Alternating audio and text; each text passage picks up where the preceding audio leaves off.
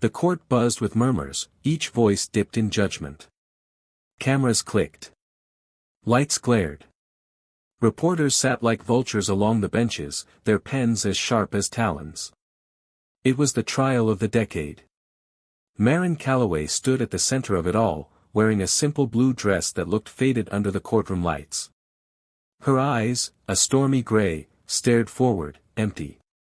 Her wrists bore faint red marks where the cuffs had chafed. She was 42, a mother, a teacher, and, according to the prosecution, a murderer. The charge, the poisoning of her husband, Saul Calloway, a respected city councilman. The evidence, circumstantial, but damning. The motive, they claimed, was abuse and retribution. The defense argued self-defense, the prosecution called it premeditated homicide. Her 15-year-old son, Elias, watched from the front row of the public gallery, flanked by 2 officers.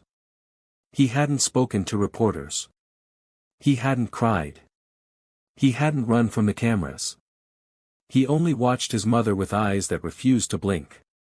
The lead prosecutor, a man named Grant Reeder, paced like a lion. The defendant had access to the arsenic. She was home the night of the incident. And she has a documented history of tension with her husband. Marin didn't flinch. Reeder continued. And let us not forget the life insurance policy. $500,000. Beneficiary? Her son. Gasps echoed. Elias looked at the floor.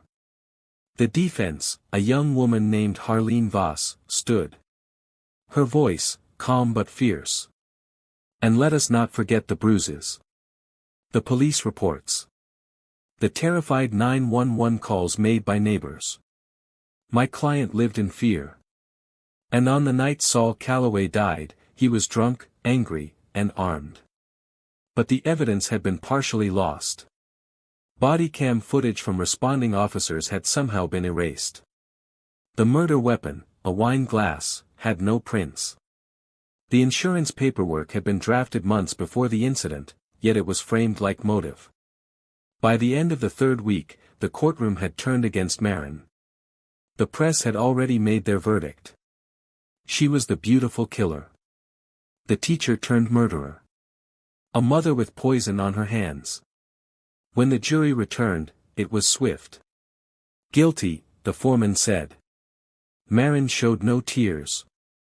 The judge's sentence came down like thunder. Marin Calloway, for the crime of murder in the 1st degree, you are hereby sentenced to death. A hush fell over the room.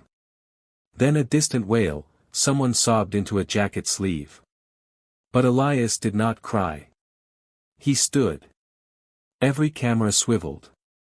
Reporters leaned forward. The bailiff stepped closer. I have something to say, Elias said. The judge frowned. Sit down, young man. But Elias didn't sit. If this is justice, he said slowly, then you're all going to learn what injustice feels like. His voice cut through the silence like a blade. The judge pounded the gavel. Remove him. The officers approached, but Elias didn't fight. He let them drag him out. But not before he turned to look at his mother. You didn't do it, he mouthed. She nodded. 3 days later, a hacker group released confidential files from the police department. The footage from the night of the murder. The audio. The officer notes. All had been suppressed. And they showed exactly what Elias already knew. His father had struck Marin with a belt. He had locked her in the pantry. He had dragged Elias by the arm and threatened him. The officers arrived late. The wine bottle was used as a weapon, not by her, but by Saul himself. The last footage caught Marin shielding Elias. A loud crash. Screams. Then silence. The video cut out. Within hours, #FreeMarin trended worldwide. But Elias had more planned. Much more. He hadn't just leaked the footage. He'd sent direct messages to every news agency with a simple note. You judged her too soon. Now you'll watch the truth burn through every lie. And with that, the court of public opinion flipped. But Elias wasn't done. Because the man who had destroyed the evidence. He wasn't a stranger. He was family. And Elias had already bought his plane ticket. The wind at the airport whipped through Elias Calloway's hoodie as he stepped off the terminal shuttle in Denver. He carried no luggage, just a gray backpack and a folded piece of paper in his pocket, a printed flight itinerary and a name, Mason Birch. Mason wasn't just any relative. He was Saul Calloway's first cousin. A high-ranking officer in internal affairs. The same man who had handled the investigation into Saul's death.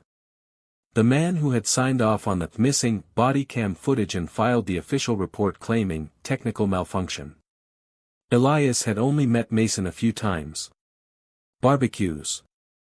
Holiday dinners. Always wearing a smile that didn't quite reach his eyes. A man who once told Elias that boys shouldn't cry when his father slapped him across the face at a family gathering. Now Elias knew why the investigation had gone cold so quickly. Family protected family. Even monsters. He checked into a cheap hotel near Colfax Avenue, barely exchanging words with the receptionist. The room smelled of dust and detergent, but Elias didn't care. He spread his notes out on the bed, articles, screenshots, copies of Saul's emails, and a map with red circles. Mason lived in a private suburb just outside the city, a walled neighborhood full of security gates and automated drones. But Elias didn't need to get inside. Not yet. First, he needed confirmation. He plugged in his laptop and opened an encrypted messaging app. Snake, we got the trail. Officers 49A and 49C falsified the footage report under internal suggestion. Mason Birch approved both. Elias, send receipts. Everything. Snake, uploading. Minutes later, a folder populated with documents, call logs, internal memos, timestamps of deleted security footage from city servers. Mason had tampered with evidence. The order had come from him. It was official. Elias leaned back. The fire in his chest burned hotter now, not just from grief but clarity. He didn't want revenge. He wanted confession. The next day, Elias posed as a delivery runner. Black cargo jacket. Cap. He walked through the security checkpoint of Birchwood Estates holding a sealed white package and a clipboard. The drone at the entrance scanned the bar code. The system chirped its approval. Gate open. House 17 stood like a castle of glass and marble. He walked up the stone steps and rang the chime. Seconds later, the door slid open. Mason Birch stood in a robe, sipping coffee, hair still wet from a morning shower. He raised a brow. Delivery. Elias offered the clipboard without a word. Name. E. Calloway, Elias said calmly. Mason froze. That half-smile faltered. You look like your father, he said slowly. Elias didn't flinch. That's supposed to be a compliment. Mason stepped forward, the door still open behind him. You shouldn't be here. You shouldn't have erased those files. Silence. Mason sighed. I did what I had to do. No, Elias said. You did what kept your name clean. You lied. And she's going to die because of it. Mason set down the coffee. You don't know the full story. Then tell it. Elias lifted his phone and hit record. For a moment, Mason stared at the lens. Then he turned and walked back inside. Close the door behind you, he said. Elias stepped inside. Mason paced in his home office, walls lined with awards, plaques, and framed pictures of him with governors and judges. He finally sat down. Saul was a bastard, he admitted. We all knew it. Elias didn't move. I thought I could keep the family out of scandal. I thought it was just another domestic call. You think I knew it would turn into a murder trial? Elias watched him. You didn't erase the footage to protect her. You did it to protect his legacy. Mason exhaled, looking away. He had enemies. Political ones. If word got out about the abuse, half the city council would be under fire. So you silenced the truth. Mason looked back, tired. What do you want from me? I want you to confess. Publicly. Not just to me. To the world. Mason laughed, but it came out as a wheeze. You think one video will undo all that? They'll bury it. Elias stepped forward. Then we'll bury you in it. You think this is just about family? This is war. He handed Mason a flash drive. What's this? Everything your department tried to hide. Every message. Every override command. I have more copies with journalists. If I don't release it, someone else will. But I want your face on it. I want you to look into the camera and say you helped put an innocent woman on death row. Mason hesitated. Then, to Elias's shock, he stood up. Leave, he said. I'll call you tomorrow. Back in the hotel that night, Elias couldn't sleep. He stared at the cracked ceiling and clutched his phone. Then, at 2:18 a.m., his phone vibrated. Private number, check Newsnet at 6 a.m. It's done. Elias didn't respond. He waited. And at 6 o'clock sharp, the screen lit up with breaking news. Internal Affairs Chief Mason Birch resigns, confesses to evidence tampering in high-profile murder case. The video played. Mason, seated at his desk, voice shaking. I made a decision to protect a man I should have condemned. I tampered with evidence, and I betrayed my oath. Marin Calloway is innocent. I will cooperate fully with legal authorities. Elias blinked. The knot in his chest didn't loosen. But something in him stirred. He turned off the screen. Outside, morning traffic rumbled past. But Elias had already booked a flight. Because the governor still hadn't issued a stay of execution. And time was running out. In the governor's office in Capitol Heights, a team of advisors scrambled to manage the press. Calls flooded in. Protests ignited. Hashtags burned across every major platform, hashtag #FreeMarin, hashtag Truth Was Buried, hashtag Calloway Justice. But the governor, Devlin Hart, a man known for his law and order stance, remained silent. Until Elias walked through the front door with a USB, a folder of documentation, and 3 journalists filming live. He didn't demand. He didn't scream. He just set the folder on the front desk. You have the power to stop this, he said. Or you have the shame of letting the world watch an innocent mother die. Hart met his eyes. And for the first time in 20 years, the man backed down. He signed the executive stay. Marin Calloway would not die that week. Elias walked outside into the roar of applause. Journalists swarmed him. Cameras flashed. Microphones were shoved toward his mouth. But he said only one thing. Justice doesn't belong to the powerful. It belongs to those who refuse to be silent. 3 days after the stay of execution, Marin Calloway was moved from death row to a secure holding unit at the state penitentiary. The cameras were gone, but the weight of the world had not left her shoulders. She sat on a concrete bench in a plain gray room, staring through reinforced glass at the open courtyard beyond. 2 guards stood watch, though they no longer gripped their batons as tightly. She was no longer just a convict, she was a symbol. But symbols still lived in cages. The door buzzed. Elias stepped in, his frame leaner than she remembered. Taller. Paler. His eyes more haunted. For a moment, they simply stared at each other. Then he walked across the room and sat. They gave me 20 minutes, he said. That's more than I got the last year. He smiled faintly. The world's watching now. She nodded, eyes moistening. And they're watching you. He leaned forward. You don't have to say anything. But I wanted you to know, I didn't stop. Not until someone listened. She studied him. You look like your father. He flinched. But, she continued softly, you have my heart. They sat in silence again. How long? She finally asked.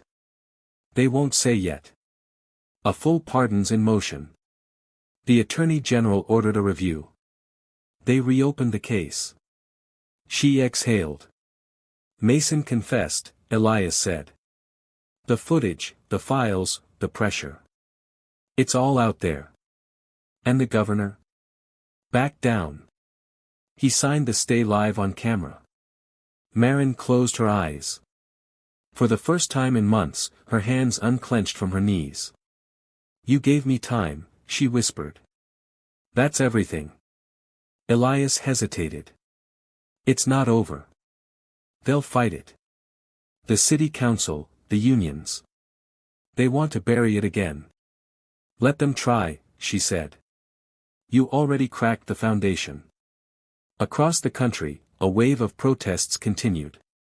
Students wore shirts with Marin's face. Artists painted murals of a blindfolded woman holding a broken scale. Hashtags flooded the net. Hashtag Elias the Unbroken trended for days. Talk shows debated whether the justice system was corrupted beyond repair. Former officers began stepping forward anonymously, sharing internal practices and silent pressures to protect the badge. But the system doesn't collapse quietly.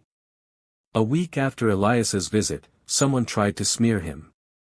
The headlines were brutal. Teen hero or manipulator.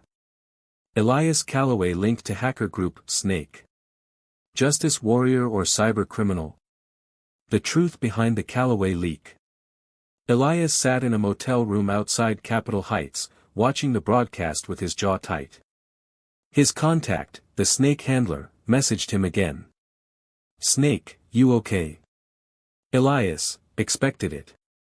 Snake, want us to hit back? Elias, no, not yet. Snake, we have proof it wasn't criminal. City broke its own encryption laws. Elias, hold it. I need to control the story. The next day, Elias appeared on Netline Weekly, a live interview viewed by over 6 million people. He wore a simple black shirt. No flash. No anger. The host, a woman named Sierra Venn, didn't pull punches. Elias, some say you're a vigilante. That you broke laws to prove your mother's innocence. Are you proud of what you did? He leaned forward. Proud? No. Proud would mean I enjoyed it. I didn't. It was ugly. It was terrifying. But I'd do it again. Every time. Because if I hadn't, you'd be reporting on my mother's funeral. The audience went silent. Sierra followed up. You had help from a hacker group. Are you working with them? No, Elias said. I asked for the truth. They had it. That doesn't make me a criminal. That makes me a son. The clip went viral. Within hours, lawmakers were forced to clarify their stance. Public opinion tipped harder in his favor. Back at the penitentiary, Marin received the footage. She watched Elias speak, hands shaking. The warden stood nearby. It won't be long now, the woman said. Marin stared at her.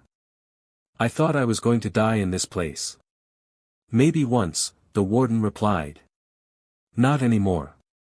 But the world doesn't forgive easily. Especially those who expose it.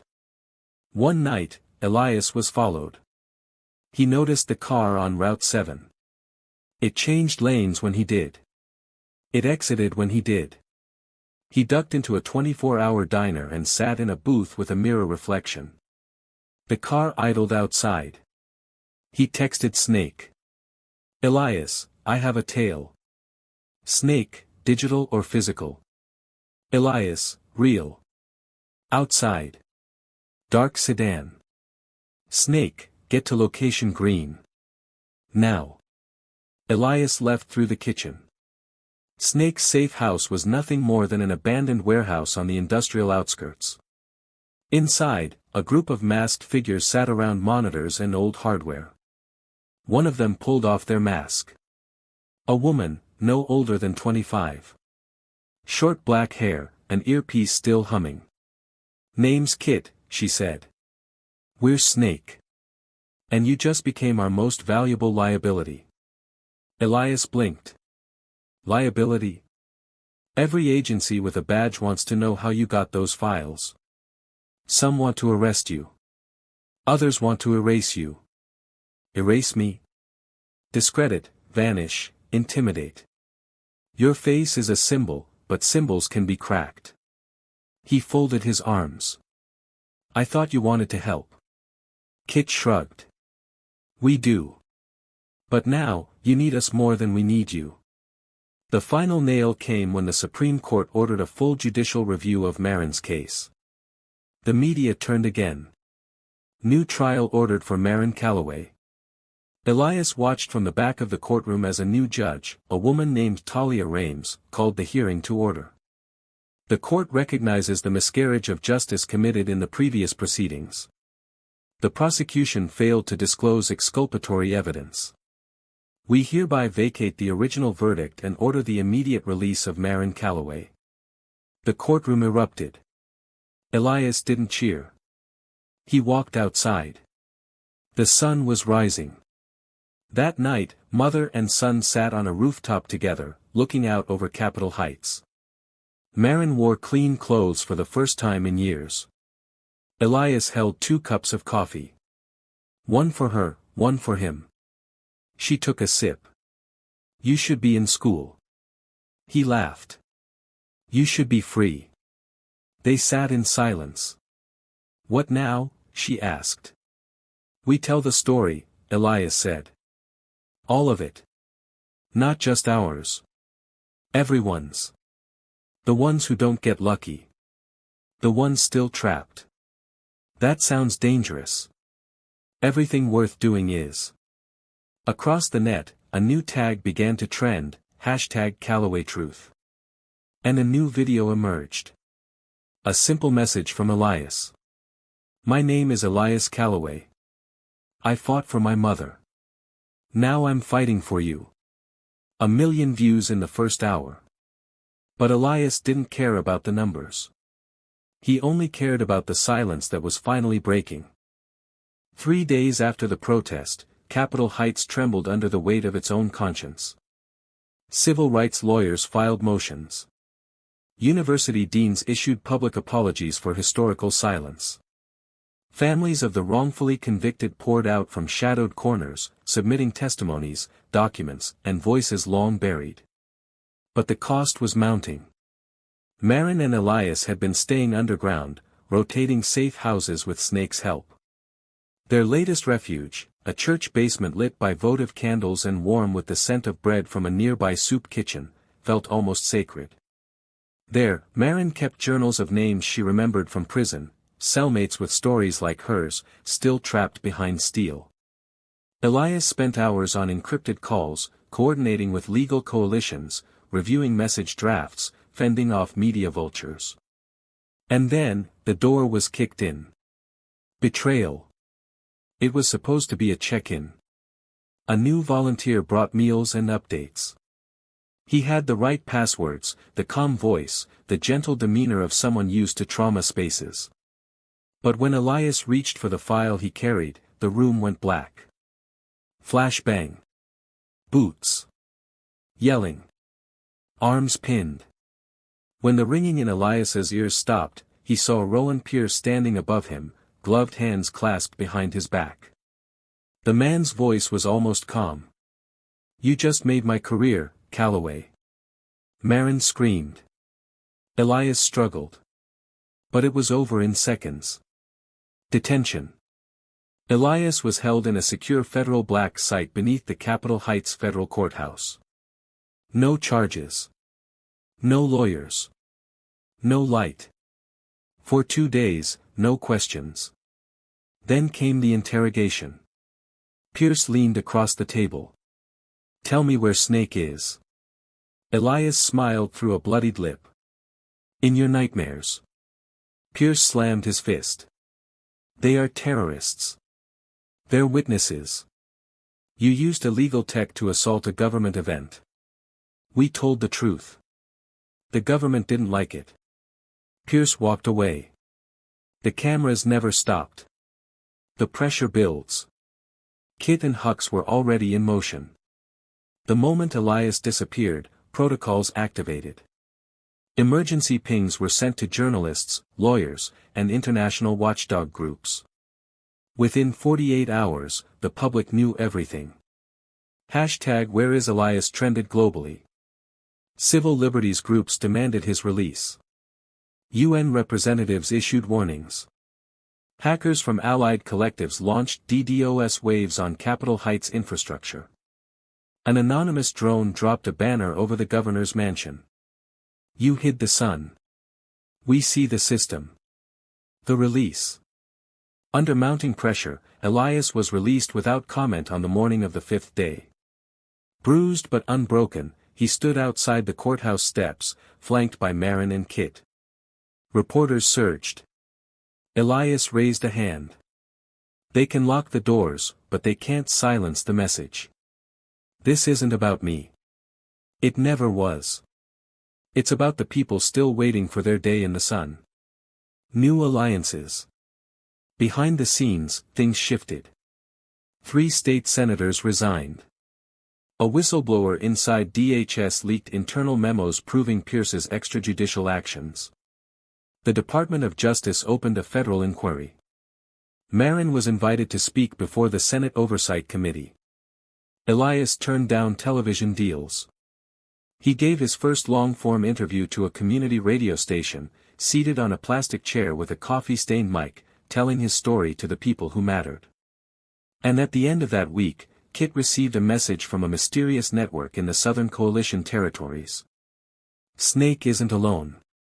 If they come for you again, you won't be the only ones biting back.